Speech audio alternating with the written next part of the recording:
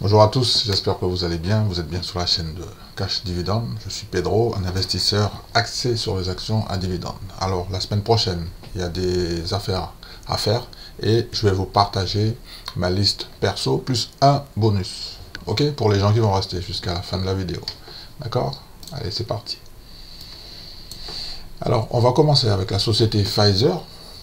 Nous sommes dans le secteur de la santé, donc on a une évolution du prix sur l'année 2022 globale. Donc en ce moment, le prix devient très intéressant, dans la zone des 45 $. Ok. Alors, la société Pfizer, c'est une société dans le secteur de la santé biopharmaceutique. C'est un leader dans le monde entier. Ok. Vous en avez tous sûrement entendu parler lors de la crise du Covid, parce que elle a créé le vaccin pour le Covid. Ok. En ce moment, on a 4 voyants verts. D'accord. Donc le premier voyant vert nous indique que le titre se négocie 42% en dessous de sa juste valeur. Ça, ce sont l'expert. Ça, c'est une affirmation des analystes sur le titre Pfizer. Ensuite, les analystes nous disent que les revenus vont augmenter de 54% au cours de la dernière année. D'accord. Troisième point important pour la société Pfizer, le dividende est fiable, ok, avec un rendement de 3,55%.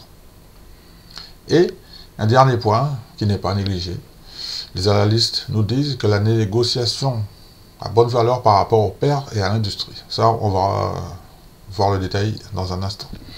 Dans l'analyse de risque, on nous informe que les revenus devraient baisser en moyenne de 13% par an au cours des 3 prochaines années. Donc ça, on va voir pourquoi. Ok. Donc, dans le secteur, il y a des concurrents que vous connaissez sûrement. Donc, il y a Merck, Johnson & Johnson, Bristol Myers aussi. Ok. Donc, ici, on voit l'historique de prix. Comme je vous dis, hein, donc on a une zone haute à 55 et une zone basse à 40. D'accord. Donc là, on a à quelques dollars près, on est sur la zone basse. Dividende à venir. Donc ça, en fait, c'est une annonce qui nous informe que les actionnaires qui vont passer à l'achat, c'est-à-dire être propriétaires avant le ex-date, qui est le 26 janvier 2023, vont recevoir un dividende de 41 centimes par action le 3 mars. Ok. Donc tu investis avant le 26 janvier et tu reçois ton premier paiement le 3 mars. Moi, je trouve que c'est plutôt formidable. Et je vous informe que la société redistribue sous forme de dividende 30% de ses bénéfices. Ok. Et je vous informe déjà que la société a des flux de trésorerie. D'accord. Le rendement du dividende, il est de 3,6%. Donc je vais continuer un petit peu plus bas. Donc sur la semaine, le titre perd 5%, sur l'année 14%. Donc comme je vous dis, le prix est très intéressant. Donc Pfizer a été fondé en 1849, en ce moment il y a environ 79 000 employés. Sur le site internet, ici, on s'aperçoit que le dividende a été augmenté. L'année 2022, il a été augmenté plus précisément, donc ex-date payable. Moi, je préfère toujours regarder. Alors, il me semble que c'est en mars. Ouais, c'est ça. Il a été augmenté en mars. D'accord. Il a été augmenté en mars. Pour l'année 2022. 2021, il a été augmenté aussi. Durant toute la période du Covid, dividende en augmentation. C'est un dividende qui est toujours croissant. Okay. Donc, je reviens ici. Donc c'est une société, vous voyez sur le graphique, la petite courbe bleue ici. Donc ça c'est les revenus qui sont en milliards, 99 milliards de revenus. Okay. On a un PER, comme je vous ai expliqué, donc j'essaie d'acheter des sociétés dont le PER est inférieur ou égal à 20. Donc là on a un PER à 8, donc on paye 8 fois les bénéfices. Okay. Donc selon le dernier rapport financier qui a été publié en octobre 2022. Le prochain arrive dans quelques jours, en fin janvier 2023. Donc, on nous informe déjà que selon le dernier rapport, donc on a un bénéfice par action de 5,34 $, marge brute 66%, mais moi ce qui m'intéresse c'est les marges nettes. Ici on a 29% de marge nette, tu vois. Et je trouve que la société n'est pas très endettée parce qu'on a un ratio dette-fonds propre de 39%. Je trouve que c'est plutôt pas mal. Ok. Donc le dividende 3,5%, ratio de distribution comme je vous l'ai dit 30%, ex-dette 26 janvier, date de paiement 3 mars 2023. Je trouve que c'est plutôt rapide. Alors, je préfère aller directement. Allez, on va aller dans la santé financière. Parce que on peut regarder, hein, santé financière. Vous voyez, la santé financière, le score est de 6 sur 6. Il n'y a pas de passif à court terme, pas de passif à long terme. Le niveau d'endettement, il est bon. Il n'y a pas trop de dettes. Ok. Tous les voyants sont verts au niveau de la santé financière. Donc là, au niveau des passifs à court terme, Pfizer possède 70 milliards de dollars et il a un passif à court terme de 44 milliards. Et à long terme, on a un passif de 58 milliards. Donc, vous avez tous compris qu'avec les 70 milliards, les passifs à court terme et à long terme sont largement couverts. Donc, on a historique rapport capitaux propres, ici, petite dette de 36 milliards, capitaux 92 milliards. Bon, comme on regarde le graphique bleu, c'est-à-dire les capitaux propres, sont toujours supérieurs par rapport à la dette. C'est la ligne rouge. Ok. Et c'est comme ça depuis les 5 dernières années. Hein, donc c'est assez constant. Et puis vous voyez bien là, 2019, 2020, donc crise du Covid. Donc c'est une société qui malheureusement, entre guillemets, a fait beaucoup de profits durant la crise du Covid. Tu vois. Donc ici, donc au niveau endettement, dette, couverture de dette, donc on n'a que des voyants verts. Hein, donc je vais juste vous dire que le ratio d'endettement de Pfizer, il était de 72% et il a baissé à 39% au cours des 5 dernières années. Je trouve que c'est plutôt pas mal.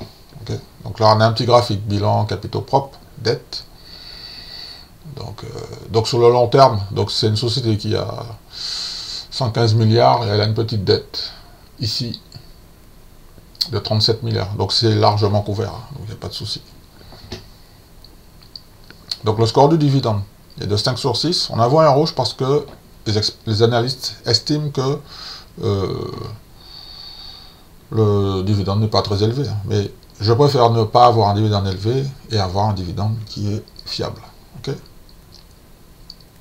Donc pour le paiement des dividendes à venir, je rappelle pour ceux qui n'ont pas noté, donc je vous invite à noter, donc on a un ex-date le 26 janvier 2023 et une date de paiement le 3 février.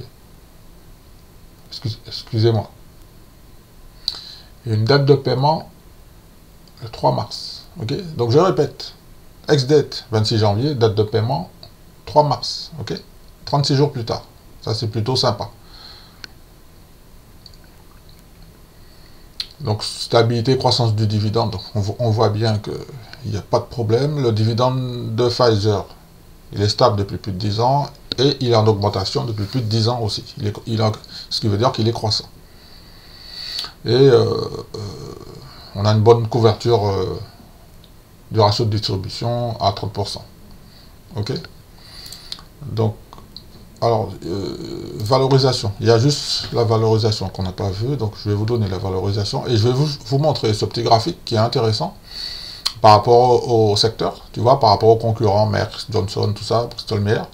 Donc, par exemple, Bristol Myers, donc, on paie 24 fois les bénéfices. Johnson & Johnson, 23 fois. Merck, 18 fois. Pfizer, 8 fois les bénéfices. Ok.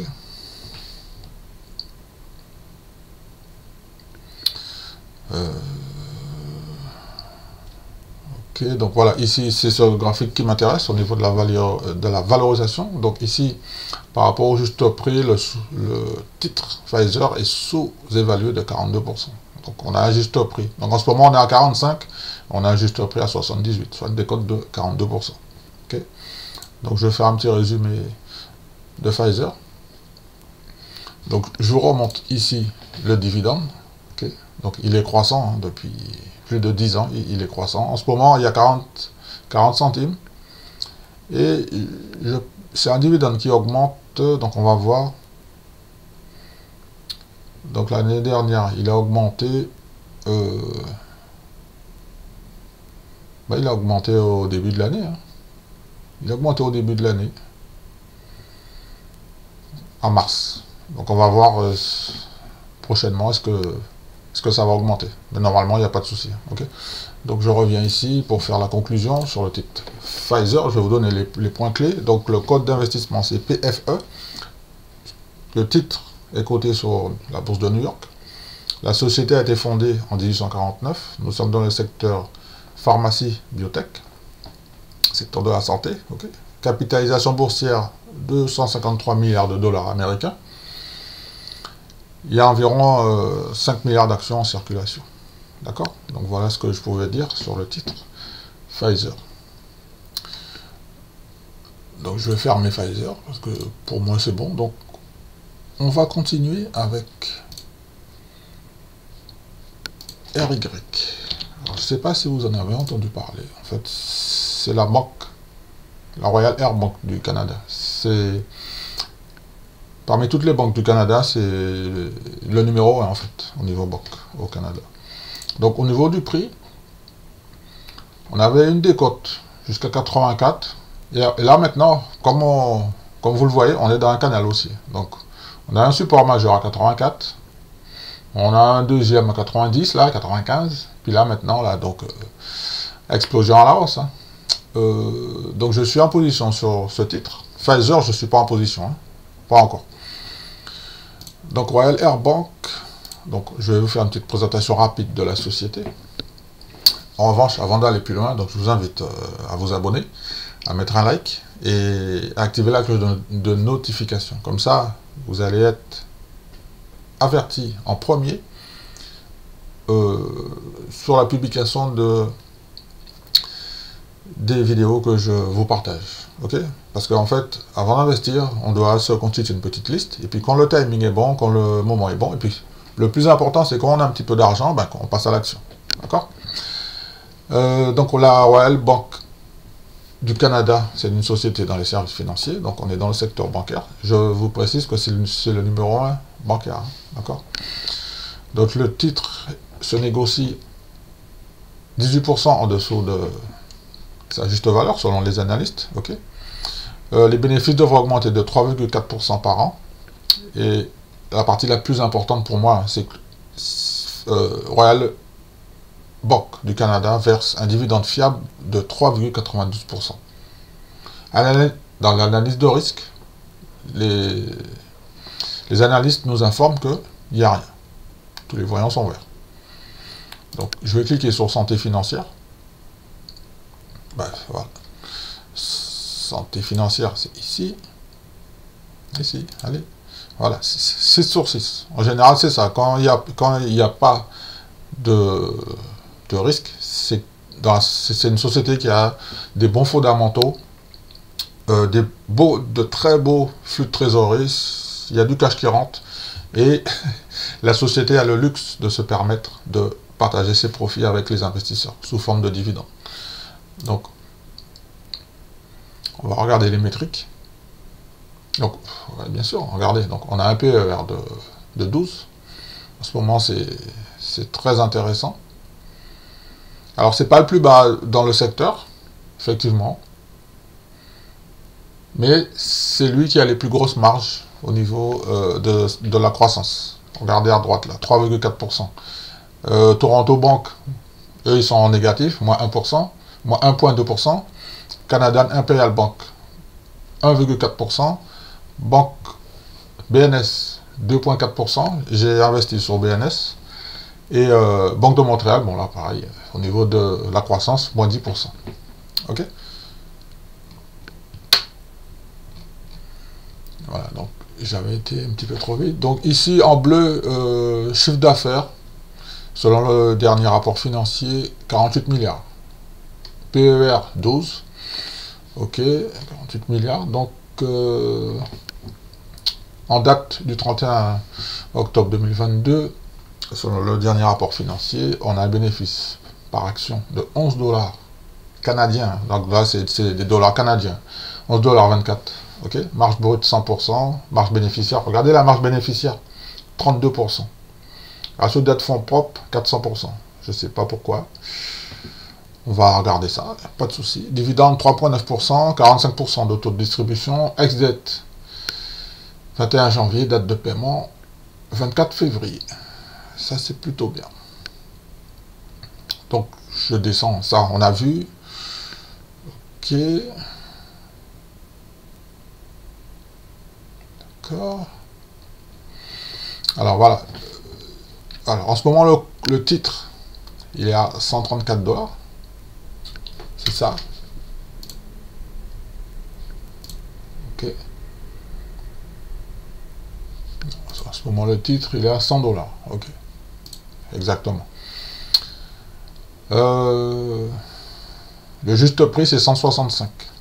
Regardez, 100 $, le juste prix, c'est 165. Alors, je vais regarder ici. Royal Bank. RY.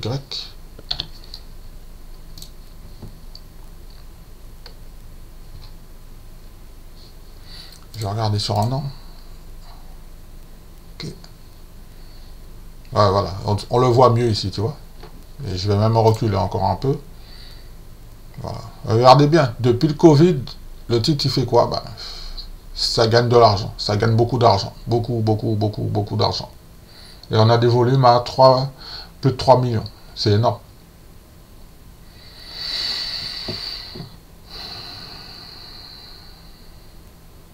Et vous pouvez regarder sur Google Finance qui nous dit que la Royal Bank du Canada est la plus grande banque, la plus importante du Canada en matière d'actifs et de capitalisation boursière. Excusez-moi. Donc je regarde l'heure parce que je suis un petit peu à la bourre, j'ai un truc à faire. Donc on va aller à l'essentiel. Donc je reviens ici. Ok. Donc on a une décote de 18%, juste au prix 165 $, selon les analystes. Ok. Donc rappelez-vous qu'ici, on est dans la zone des 100, ça peut aller à 165. Ok. C'est ce que ça veut dire.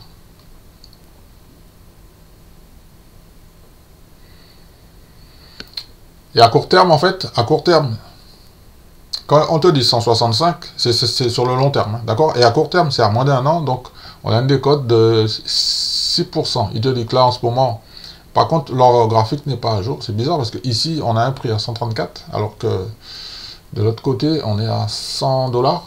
Donc, à mon avis, mais de toute façon, c'est un titre qui est dans un canal haussier. Ici, regardez bien, on est dans un canal haussier, donc pour le moment, il n'y a pas de souci.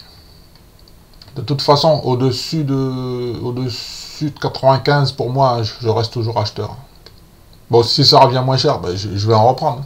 Il n'y a pas de problème. Ok? Il n'y a pas de souci. Donc, on va aller dans la partie dividende. Okay. Donc là, il faut que je me dépêche parce que je suis un petit peu à la bourre. Alors, score de dividende 5 sur 6. On a un voyant rouge parce que le dividende n'est pas très élevé. Mais je préfère avoir un dividende qui n'est pas très élevé, c'est-à-dire en dessous de 5%. 5-6% pour moi, c'est parfait. Ok. Donc, notez les dates pour effectuer les investissements, si ça vous intéresse, bien sûr. Après, vous le mettez dans votre liste, d'accord? Mon objectif, c'est de vous partager des titres à mettre dans les listes. Et après, si et seulement si, selon les dates, vous avez de l'argent, vous passez à l'action. Ok? Vous avez 50 €, ben vous en achetez pour 50 €. Vous avez 100 €, vous achetez pour 50 €, par exemple. Moi, c'est comme ça que j'ai fait. Hein. J'ai pris ma première position avec 2 titres. Et avant le 25 janvier, donc je vais peut-être racheter encore 2 titres. Tu vois? Je les prends 2 par 2, bon. L'objectif pour moi sur cette position, c'est d'en avoir, comme ça coûte, voilà, donc 10, ça va me faire 1000, 2000, c'est d'avoir 10, 20, une vingtaine de titres. Ou peut-être une trentaine. Mais j'ai le temps, c'est sur le long terme, donc il n'y a pas de souci. Donc ex-dette, excusez-moi, donc ex-dette 25 janvier 2023, ok. Date de paiement 24 février, donc c'est-à-dire 30 jours plus tard, ok.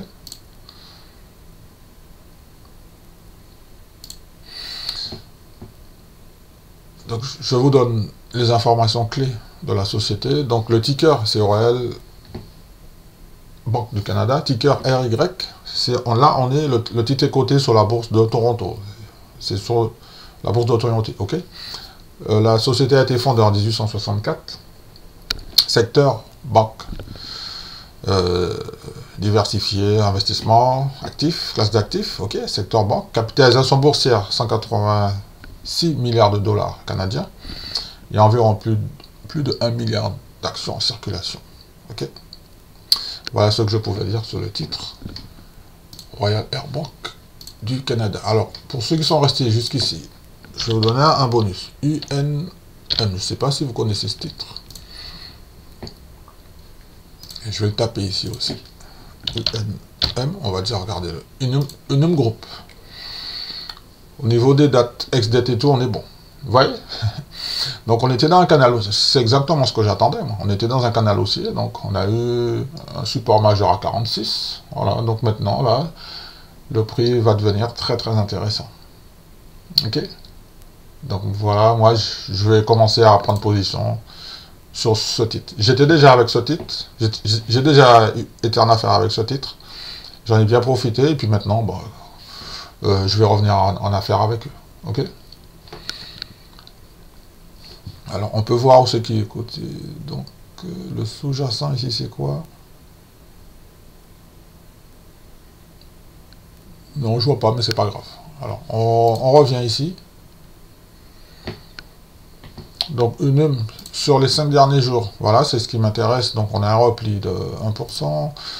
Sur le mois, sur les 6 derniers mois, ça c'est bien. Et sur l'année, voilà, ok. Donc, voilà, on a un PR de 6. Très très bien ça. Alors, on retourne ici, RY. Non, non, c'est UNM, je vais aller trop vite. Doucement, doucement, doucement. Ah, je suis à la bourre, là. Je suis vraiment à la bourre, il faut que je me dépêche. Il faut que je me dépêche. Alors, le titre se négocie 56% en dessous de la juste valeur. Ça, c'est le premier point. Deuxième point. Les revenus ont augmenté de 49% au cours de l'année dernière. Troisième point. UNM verse un dividende fiable de 3,28%. Et en ce moment, le titre est dans une très bonne zone d'achat. Okay. Analyse de risque, il n'y a rien. Il y a beaucoup d'initiés. Bah oui, de toute façon, on le voit. Tu vois, quand il y a des grosses barres rouges, là, en fait, c'est qu'il y a beaucoup de personnes qui prennent des bénéfices. C'est tout. Ça, c'est normal.